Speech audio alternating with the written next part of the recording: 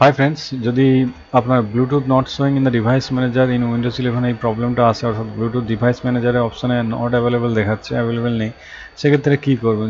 প্রথমে যেটা করবেন, প্রথমে সার্চে যাবেন, সার্ভিস লিখবেন এবং সার্ভিস লেখার পর সার্ভিসেসে ক্লিক করবেন।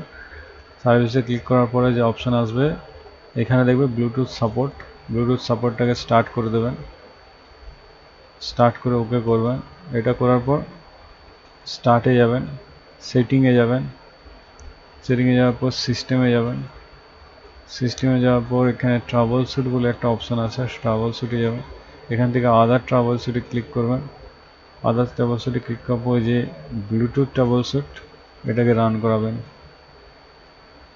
আপনার ডিভাইস যদি প্লাগ ইন করা থাকে ব্লুটুথ, তাহলে সে ট্রাবল শ্যুটিং অপশানটা দেখাবে এবং ট্রাবল শ্যুটিং অপশানটা পরপর যে স্টেপগুলো বলছে সেগুলো ফলো করবেন এবং ফলো করার পরে ট্রাবল শ্যুট করবেন। ট্রাবল শ্যুট করলেই আপনার যে ব্লুটুথ ডিভাইস ম্যানেজারে নট অ্যাভেলেবেল দেখাচ্ছে সে অ্যাভেলেবেল হয়ে যাবে। ওকে বাই, আজকে এতটুকুই।